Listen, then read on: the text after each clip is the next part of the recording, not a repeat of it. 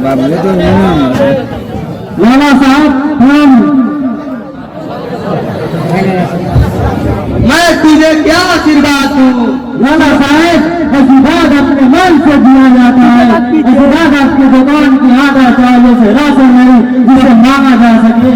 बात करने में तो तुम बहुत चतुर, लेकिन मुझे विश्वास है कि तुम मेरे यहाँ राशन के लिए आया। आपका नाम सत्य है लाला साहब, आपके यहाँ मैं राशन के लिए आया हूँ। मेरे यहाँ सारा बरस थोड़ी खुला है कि हर किसी में राशन बांट दूं। लाला साहब आपसे मैं सदा रात नहीं मांगता, मुझे बस एक चावल देने मेरे बच्चे भूखे हैं। साला बेटा बेटी को आईए पढ़ाने के लिए तुम्हारे पास पैसा है और राशन के लिए तुम्हारे पास पैसा नहीं है। हम इस परिस्थिति में अपने बाल बच्चों को पढ़ा रहे हैं लाला साहब, हम जा रहे हैं, हम पर तरस करिए लाला साहब, हमें राशन दे दीजिए।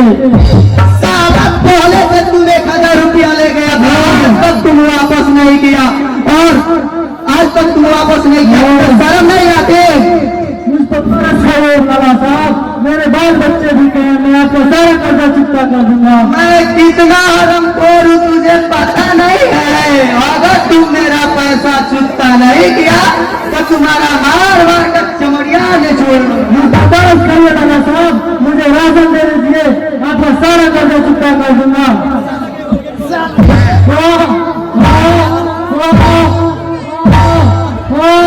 भगवान के लिए छोड़ दो लाला, इस बात का तुमको भोगना पड़ेगा।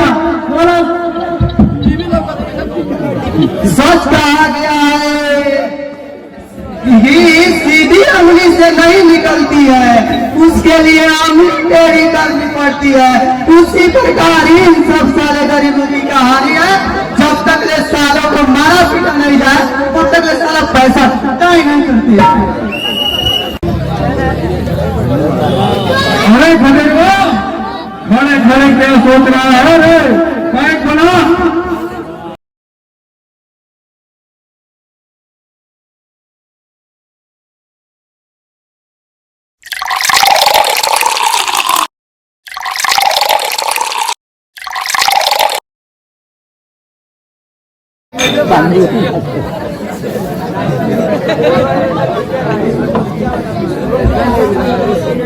क्या बताओ मालिक, मैं भी आपके जैसा होता तो मैं भी अपने बेटे को पढ़ने के लिए लंदन भेजा। सोच विचार बड़ा बनने का सबका शौक होता है, लेकिन बड़े भाग वाला ही बड़ा बनता है। आप ठीक कह रहे हैं मालिक, सोच विचार। लेकिन धन का मत ऐसा होता है कि बड़े बड़े लोगों का मेंटली संतुलन बिगाड़ देता है और वो अपने आप को धनवान समझने लगता है। बड़ा आदमी बनने के लिए, बड़ा आदमी और छोटा आदमी के लिए, बड़ा आदमी और छोटे आदमी के लिए भगवान होता है।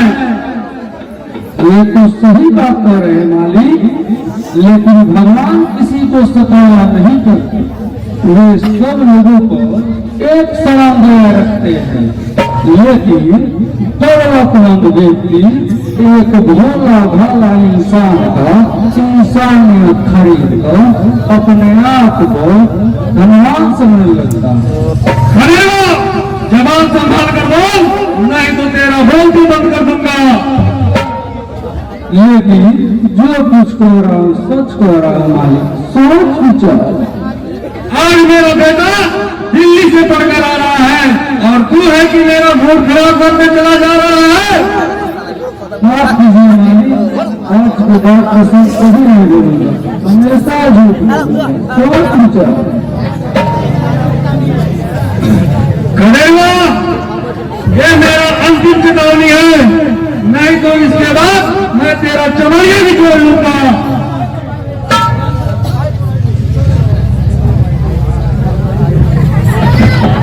राम राम हजूर, देखिए छोटे वालों को साथ में लेकर आया। नमस्ते पिताजी। जीते रहो, भगवान तुम्हें सदा खुश रखे। हमारे लिए तो आप निकलवाने पिताजी, आपकी खुशी हमारी खुशी है। हम लोग को छोड़ के तुम्हें अकेलापन कैसा महसूस होता है बेटा? आप लोगों की यादें मुझे बहुत सताती थी पिताजी। गांव की खुली वातावरणों का आनंद उन शहरों में कहा। मालिक छोटे सरकार को अब यही रखा जाएगा। मालिक शादी के लायक हो गए हैं। बेटा अजीत, जाकर अभी खाना खा लो और आराम करो, बाकी की बातें बाद में करेंगे। हाँ मालिक, अब जाइए, अभी आप थके होंगे। ठीक है पिताजी, मैं चलता हूँ। आज मेरा दिल बहुत खुश है मेरा बेटा के आने पे। मुझे ऐसा लग रहा है मानो इस मेरे महलों में स्वर्ग की झलक, मेरे महलों में हर दीवारी पे चांद खड़ा है। मालिक, इस खुशी के मौके पर ठुमका लगाने का प्रोग्राम हो जाता तो और मजा आ जाता। शुभ काम में देरी क्यों? गदरिया, जाकर अभी झुमका रानी को बुला लो। अभी लाया रानी।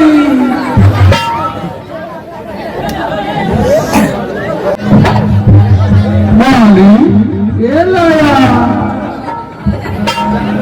जाने मन ऐसा ना तो कि मेरा दिल और दिमाग बदल जाए।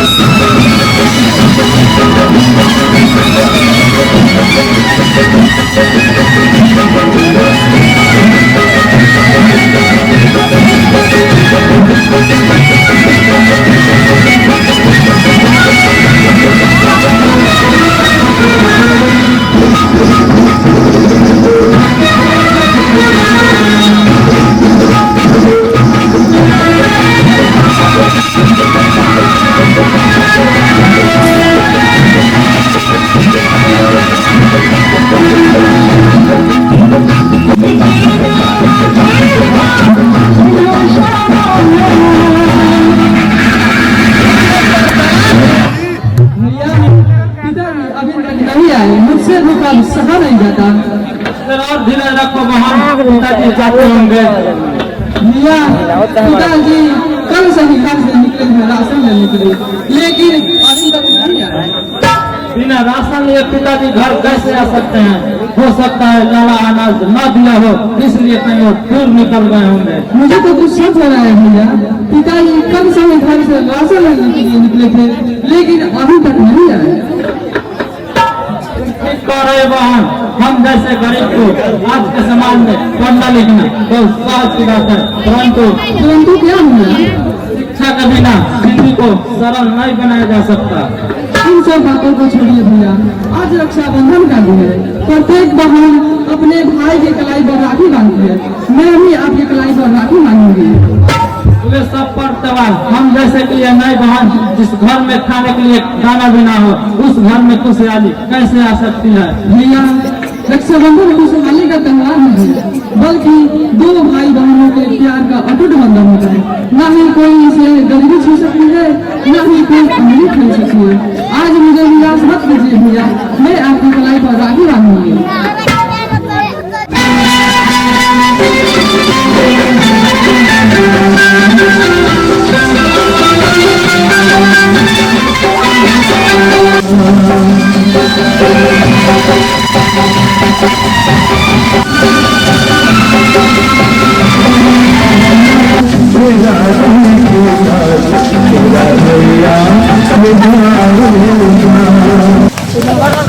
पैसा वाला बहन तुझे एक पैसा भी ना दे सका।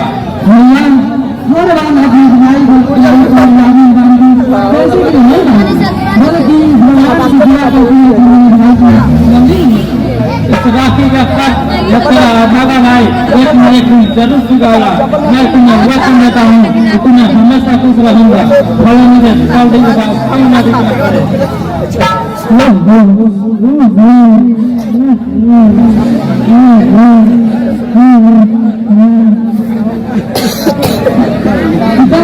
गलती गए हुए अभी आ रहे हैं। हम दोनों भाई बहन कब से ही पिताजी अब खाली हाथ है, लाला आपको राशन नहीं दिया क्या? क्या बताऊं बेटा, हम लोग जीवन में इतना दुख से रह रहे हैं। क्या जाने इस जन्म में कौन सा पाप किया था जो इस जन्म में भोग रहे हैं। क्या बात है पिताजी, जरूर आप हमसे कुछ छुपा रहे हैं। दे बेटा, जवान साहब का 1000 पहले से ही कल था, जिस रुपये से आशा बेटा ने कर्म रहा था। लाला ने कहा जब तक 1000 रुपये चुकता नहीं कर दिया तो वो राशन का क्या एक दाना नहीं देगा। भैया बैठे, कैसे आना हुआ? आई मैं तेरे पे उदासी कैसी?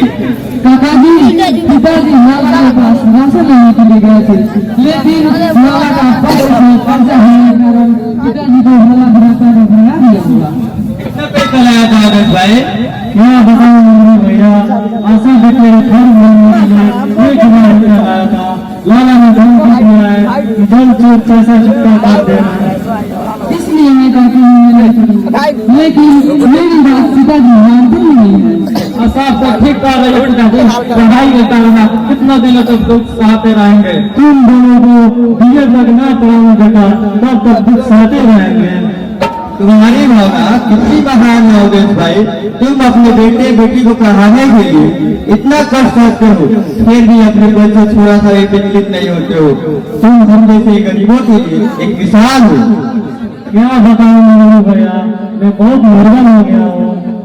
मेरे रहते अपने आप को असहाय न समझो। चलो मैं तुम्हें राशन देता हूँ। चलिए मेरे भैया।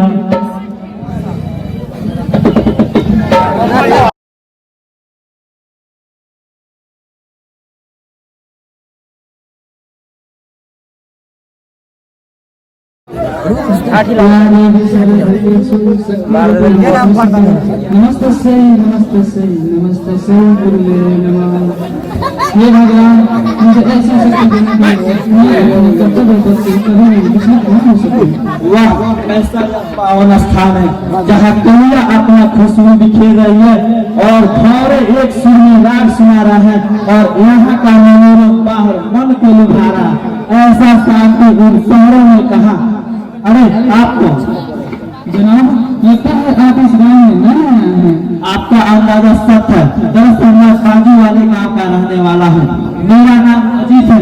क्या मैं आपका नाम पूछ सकता हूँ? अजीत, इस लड़की से इसका नाम न पूछकर अपने मतलब की बात करनी चाहिए। आप यहाँ किस काम से आए हैं? मैं यहाँ किसी काम के सिलसिले से नहीं आया हूँ। मेरा बचपन शहरों में पला है। पहली बार गाँव में आया हूँ, बस गाँव को देखने के वास्ते निकल पड़ा। कैसा लगा हमारा गाँव? आपका गाँव इतना प्यारा लगा कि इसका बखान शब्दों में नहीं किया जा सकता। कैसी कौन सी बात है मेरे गाँव में? यहाँ के भोले भाले लोगों का भोलापन मुझे बहुत पसंद आया। आप एक ऐसी लड़की है जिससे बात कर मैं अपना सौभाग्य समझता हूँ। एक लड़की से बात करने में सौभाग्य की कौन सी बात है? क्या आप बता सकती है कि कितनी पढ़ी लिखी है? मैं इस वर्ष इंटर की परीक्षा देने वाला हूँ। कहीं आपका नाम आशा तो नहीं? मेरा नाम आपको कैसे मालूम? जब मैं पढ़ाई पूरा करके घर आया तो मेरे पिताजी और मुनीर काका आपस में बातें कर रहे थे कि मेरे बाद अवधेश का पुत्र उदय तथा उसकी पुत्री आशा का स्थान है। आपके पिताजी कौन है? अरे मुनीर काका कौन है? मैं ठाकुर भूपेंद्र सिंह का एकलौता पुत्र हूँ। आज हम दोनों का यह पहली मुलाकात है। मेरे लिए बहुत ही खुशनसीब का दिन है। मैं आपकी बात समझी नहीं। इसमें खुशनसीबी की कौन सी बात है? जब आपकी बात अपने पिताजी के मुख से सुना था, उसी दिन मैंने फैसला कर लिया एक न एक दिन आपसे जरूर मुलाकात करूंगा और भगवान का ऐसा विडम्बना है कि हम दोनों को इस पावन स्थान से मिला ही दिया। लेकिन मुझे आपसे मुलाकात करके कोई खुशी नहीं। आप जहाँ जा रहे थे वहाँ जा सकते हैं। भगवान के बिना प्रसाद खाए कैसे जा सकता हूँ? बहुत सी बात की जान बाबू, आप एक बड़े खानदान के बेटे हैं, इसलिए मैं आपकी कदर कर रही हूँ। ये आपकी रुखापन मुझे बहुत पसंद आया। क्या आपने आशा, आपने तो मेरा नाम तक नहीं पूछा, इसलिए मैं आपकी भावना का कदर कर रहा हूँ। आप जैसे महान भावना वाली लड़की इस गांव में और कोई नहीं। तुम मुझे मीठी मीठी बातों में नहीं बना सकते जी। मैं एक गरीब घर की लड़की हूँ। तुम लोगों की जैसे हम लोगों की भावनाओं का लेन देन नहीं होता। मैं आपसे भावना का लेन देन नहीं कर रहा हूँ, बल्कि मैं ये दिन आपको दे दिया हूँ। अजीत, होश से बात करो। जो भी तुम कुछ कर रहे हो यह सब असंभव है। दुनिया में कोई ऐसा काम नहीं जो असंभव हो। क्या कमी है मुझमें? क्या मैं पढ़ा लिखा नहीं हूँ? क्या मेरे दिल में कोई प्यार नहीं? क्या मैं निर्णय या मुझे प्यार करने का कोई हक नहीं? प्यार करने का हक दुनिया में प्रत्येक प्राणी को है, लेकिन दोस्ती और दुश्मनी हमेशा बराबर लोगों में करनी चाहिए। इस बात को मैं गलत मानता हूँ। जिस दिन प्यार करने वाले में ऊंच नीच तथा बराबरपन की भावना आ जाए, उस दिन इस संसार में अहिंसा नाम का कोई कीमत ही नहीं रह जाएगा। आप जो भी कुछ कर रहे हैं यह सब असंभव है। जाइए और किसी जरूरतमंद लड़की से दोस्ती कीजिए, यही आपके लिए अच्छा है। क्या बड़े आदमी छोटे आदमी से प्यार नहीं कर सकता? कहा कृष्ण और सुदामा की निताई तथा राजा रामचंद्र और भीलों का राजा निषाद राज, क्या उन दोनों में थी? माफ कीजिए ये अपना विदेश अपने पास रखिए, आपके लिए काम करेगा। मैं एक सीधी सादी परिवार की सीधी लड़की हूँ। मैं अपनी बात की पगड़ी कभी भूखी नहीं होंगी। और हाँ, एक बात और, आइंदा इस तरह मेरे रास्ते में आएगी दोबारा कोशिश मत कीजिएगा। यह मेरा पहला और आखिरी चेतावनी है। बहुत होशियार लड़की है, अपने आप को समझती क्या? आज खाने को है तो कल चूल्हे जलाने के लिए सोचना पड़ता होगा। और बात करती है नवाब जैसी, लेकिन मैं भी इसका पीछा छोड़ने वाला नहीं।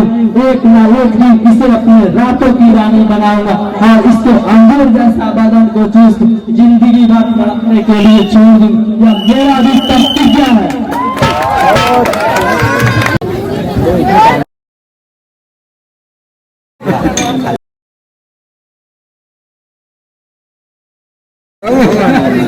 रामदास, मेरा बेटा सुबह से दिखाई नहीं दे रहा है, कहाँ गया है? मालिक छोटे सरकार शहर से गांव में नए आए हुए हैं। यहाँ के हाव पानी को देखने के लिए निकले होंगे माँ की मंदिर की तरफ। इतना दूर मंदिर की तरफ? बाजू वाले गाँव में? सरकार, उधर ही हरी हरी चिकनी कोमल हरियाली देखने को मिलती है। बड़े होंगे किसी लड़की के चक्कर में। क्या बात कर रहा है रामदास? मेरे बेटे की लोग तो कोई लड़की मुझे दिखाई ही नहीं देती। लड़की तो है सरकार। कौन लड़की है? मेरे बेटे अजीत जैसा पढ़ा लिखा तथा सुंदर हो। मालिक, और जैसा वो बगल वाला गांव का और जैसा है उसी की बेटी इंटर पढ़ रही है और देखने में बहुत सुंदर है। और जो कोई लड़का उसे पाएगा अपना सौभाग्य भी समझेगा। लेकिन मैं कहा दौलतमंद महान जागीरदार और वो साला दो कौड़ी का भिखारी। वही तो गड़बड़ है मालिक, लेकिन राजनीतिक नजरिए से उसे रिश्ता जोड़ना बहुत ही अच्छा होगा। हाँ साला, अरे मैं कहा महान जागीरदार और वो साला एक रोटी पर जिंदगी गुजरने वाले भिखारी के लड़की से शादी करना चाहेगा तू मेरा बेटा? राम राम हजूर, राम राम। राम राम, कहाँ था आप लोग खड़े हो?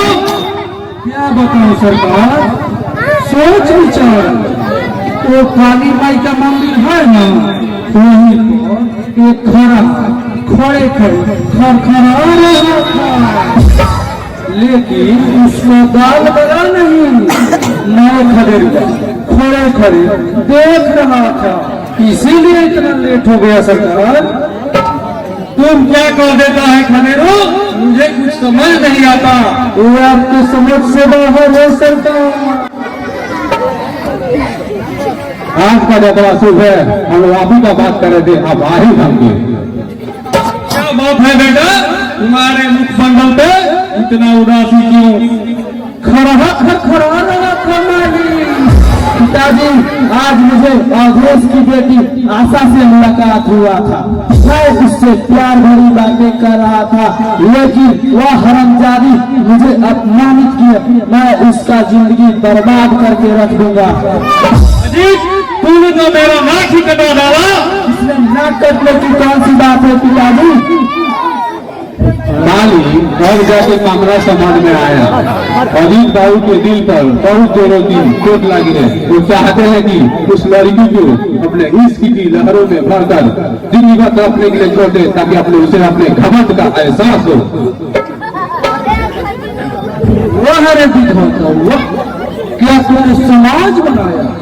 मैंने तो सोचा था कि छोटे सरकार शहर से पढ़कर आए, वे धर्म, सत और प्रेम की भावना को समझते होंगे, परंतु आज समझ आ गया कि बांस के कोठ में बांस ही पैदा लेता है, न कभी फल दे सकता है न कभी छाया। इसीलिए कहा गया है, आस न करो उस नैया की जिसकी न कोई पकवार, और उतरो न सोचोगे उस भटिया को ले तू बीच मत गवा। अरे साला, 2 कौड़ी का खदेड़वा मुझ पे शहरबाजी करता है। मुझे माफ कर दीजिए सरकार, मुझे माफ कर दीजिए। माली खिलेड़ुआ साला कुछ बोल चल के बात नहीं है। पिताजी, मैंने फैसला कर लिया है, जब भी शादी करूंगा तो उसी लड़की से करूंगा। ये क्या कर रहा है बेटा? क्या मेरे मान सम्मान को माटी में मिलाएगा? मामला कुछ और हो गया है प्रभु साहब। अगर इस बात अब अगर अजीत बाबू का बात नहीं मानते हैं तो अनर्थ हो जाएगा। अजीत, तुम तो एक पढ़े लिखे और समझदार लड़का हो, तुम हर बात का निर्णय कर सकते हो, लेकिन तूने इस बात को कैसे सोच लिया? हम लोग एक महान जागीरदार परिवार से, और वो साला 2 रोटी के टुकड़ों पे अपना जिंदगी गुजारने वाले उस लड़की से शादी करना चाहता है। ये तुम्हें शोभा नहीं देता। मेरा निर्णय अटल है पिताजी, ये अपने शान शौकत की बात है। ये वो पहली लड़की है जो मेरा बात मानने पर तैयार नहीं हुई, मैं उसका जिंदगी तबाह करके रख दूंगा। छोटे सरकार, अब चिंता नहीं कीजिए, उसी लड़की से आपकी शादी होगी, आप जा सकते हैं।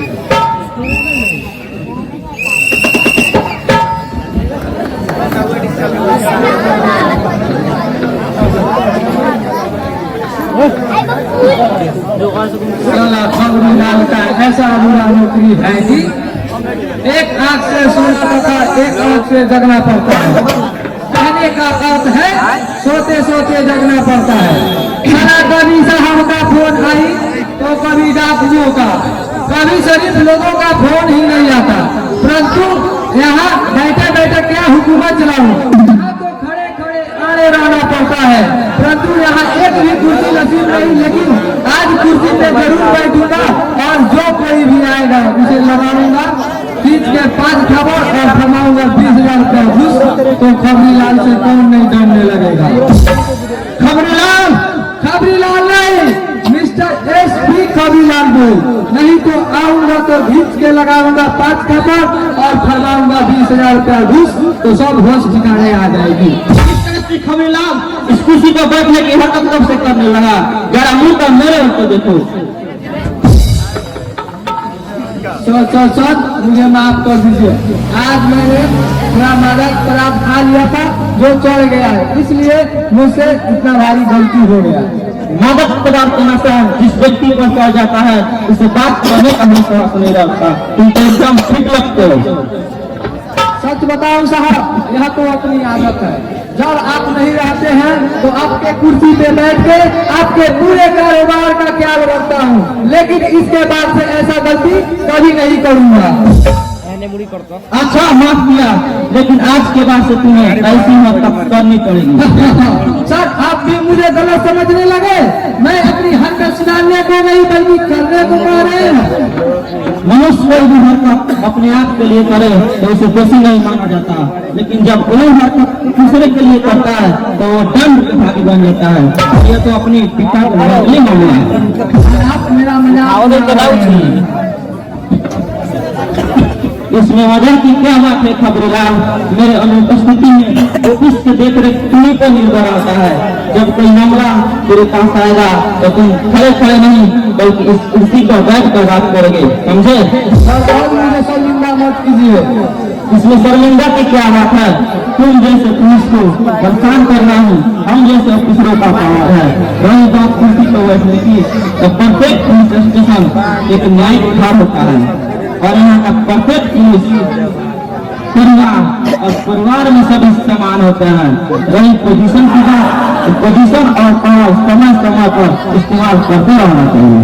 सर आप ही जैसे ऑफिसर पर यह देश नहीं तो यहाँ जंगल राज हो जाता और इस जंगल राज का हम पुलिस रखवाला। छोड़ो इन बातों को खबरीला, बड़ी चिंता की बात है। दिन प्रतिदिन डाकुओं का अत्याचार बढ़ता जा रहा है। इन डाकुओं को खत्म करना ही हम जैसे ऑफिसरों का वार है। चलो आज भी चलकर इन डाकुओं को आधा तक पता लगाते हैं।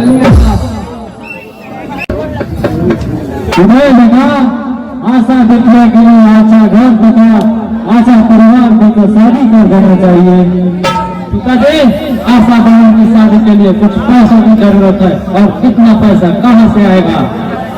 भगवान सिर को रखवाला है, जो उसको मंजूर होगा वही होगा। प्रणाम मंत्री जी, प्रणाम सेठ जी, आइए बैठिए। और देश बेटा मंत्री जी के लिए ठंडे पानी की व्यवस्था करो।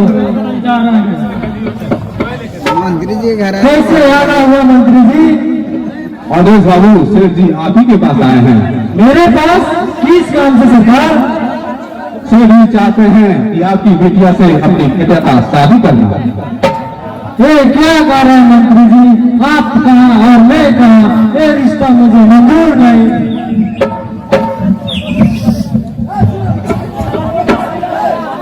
जी, मेरा एक बेटा है, वह एक पढ़ी लिखी लड़की से शादी करना चाहता है। इसमें मैं आपका सेवा क्या कर सकता हूँ सरकार? सेठ जी चाहते हैं कि आपकी बेटी से अपने बेटे का शादी करना। ये क्या कर रहे हैं महाराज?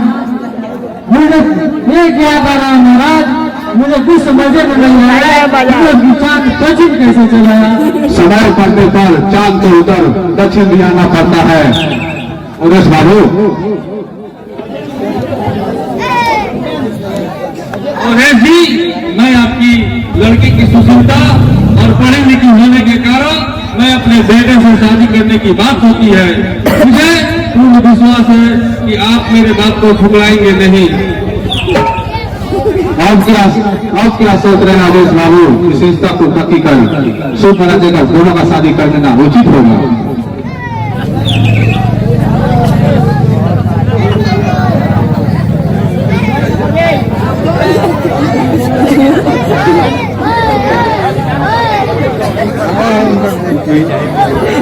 पानी जा रहा है। आदेश जी, ये आपका बेटा है? हाँ मंत्री जी, बेटा है, ये मेरा बेटा उदय है। जब बेटा इतना शिष्टाचारी है तो बहन कितनी संवेदनशील होगी। आदेश जी, इस रिश्ता को पक्की कर दोनों का शादी कर देना उचित होगा। किस रिश्ते की बात कर रहे हैं मंत्री जी? सेठ जी ऐसा देखिए शादी की बात कर रहे हैं अपने बेटे के साथ। माफ कीजिए सेठ जी, यह रिश्ता कभी मंजूर नहीं हो सकता। क्यों नहीं मंजूर हो सकता? क्या हो तुम लोग जैसा पढ़ा लिखा नहीं है क्या? वो क्या तुम्हारे बहन को जिंदगी भर सुख सामान नहीं दे सकता क्या? रिश्ता का मामले में कोई मजाक का चीज नहीं जो किसी के साथ जोड़ देगा। हमारा औकात क्या है जो आप हमारे घर आए हैं? मैं आप सबका औकात देखकर नहीं आया हूँ। तुम लोग बल्कि तुम लोगों की शिष्टाचार, संवेदनशीलता और प्रेम की भावना, ये 4 गुण जिसमें होते हैं उससे बढ़कर कोई औकात नहीं होता। लेकिन सर जी ये लेन देन की पूर्ति आपका मैं नहीं कर सकता। और बाबू, सेठ जी को किस चीज की कमी है जो आप से मांगेंगे? कमी है तो एक लड़की की जो आप समझ नहीं रहे हैं। मैं आपसे वादा करता हूँ सेठ जी, मैं आपसे वादा करता हूँ अभय जी, आपकी लड़की को कभी दुख नहीं होगा। हम क्या सोच रहे हैं, आज के 17 दिन यहाँ हम वो जिद पक्की करके आए, आज के 17 दिन यहाँ बारात आएगी और आपकी बेटी रानी को कपड़ानी उड़ा कर अपने घर से ले जाएंगे। ये रिश्ता मुझे मंजूर है। इसी बात पर अभय जी मुंह मीठा हो जाए और तैयारी में लग जाइए।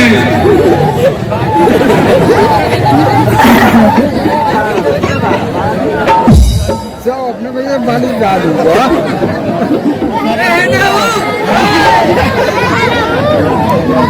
अब लेके बैठ जाए, देखिए लेके बैठ जाए। सब्जी मेरी बात को घर में भगवान साक्षी है, बउआ किसी प्रकार की दिक्कत नहीं होगा। चलिए हमारे बारात लाने की तैयारी करते हैं। करते हैं अभय बाबू। इस तरह का खुद रिश्ता पाना करना मुझे तो कुछ गड़बड़ लग रहा है।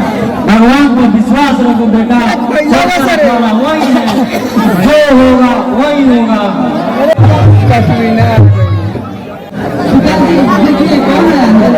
ये कौन है ऐसा? दीदी रो बेटी। पिताजी शांति भैया की दोस्त है और मेरी सहेली, मैं इसे अपने घर में लाई हूँ और यह मेरी क्लासमेट लड़की है। तुम्हारा पिता का क्या नाम है बेटी? मैं कस्तूरी रंग से बस भाई को देखो तो मैं घूमने के लिए चलिए। भाई को कब से जानती हो तुम? पिताजी साथ साथ पढ़ने के चलते हम सबकी मुलाकात हुई। और तुम्हारा ससुर समझे आपके बाद तुम दूसरों के घर की सेवा। ये क्या कर रहे हैं भैया? आपने शांति के बारे में सोचा सोचना ना शांति। उदय ठीक कह रहा है बेटी, तुम्हारी रिश्ता भूपेंद्र सिंह आकर पक्की कर रहा है। मैं आप लोगों को छोड़कर नहीं जाऊंगा पिताजी। भाई बहन हर बेटी को अपने भाई परिवार छोड़कर एक न एक दिन अपने पिया घर जाना पड़ता है। तुम तो उस घर की बहू बनने जा रही हो इस घर में बड़े बड़े घराने की लड़की जाने के लिए तरसते हैं। मैं तुम्हें होने वाला से मिलवा दूँ। मैं तो यहाँ फिर से हम मिलाते हैं। अरे इसी तरह गप सब करते रहोगी, आशा बेटी को कुछ खिलाओगे? तुम्हारे घर एक रेशमी की बेटी आई है, सेवा से प्यार करना चाहिए। ये घर शांति का है, भला अपना घर में कौन से सत्कार करता है? शांति तुम्हारे घर जैसा नहीं तो तुम बच्चा चलानी पड़ेगी। कहा गया है बस्ते का आदमी से स्वतंत्रता का प्यार की सब में बेहतर होता है। दूसरी रोटी के दूर की बात। अगर मुझे उपवास भी लेना चाहिए तो मैं अपने सौभाग्य से तुम्हारा दिमाग ठीक नहीं है क्या? मेहमान से कैसे बात कर रहे भाई? थोड़ा भी मुझे समझ में नहीं आए। देखना लिए पिताजी, इन लोगों की भाषा आपको समझ में नहीं आएगी। भैया चोरी से मिठाई खिलाता है शांति। दोनों क्या बातें कर रहे हैं मुझे समझ में नहीं आ रहा है। अब क्या हम लोग बीच में पड़ा है पिताजी? शांति मैं अपने ऊपर तुम्हें न उतर देता हूँ। मेरी बहन की शादी में तुम्हें जरूर आना है, बहुत सारे काम है, समझे? आपकी शादी कौन है? तुम जब जाओ तब। देखना लिए पिताजी, छोड़िए इन सब बातों को, चलिए शांति को। खुदा है इतना सुशील लड़की है, इतना बड़े घर घराने की लड़की होकर थोड़ा भी ऊंच नीच का भाव नहीं। चलो चल के पैसे की जुगाड़ करते हैं। चलिए पिताजी।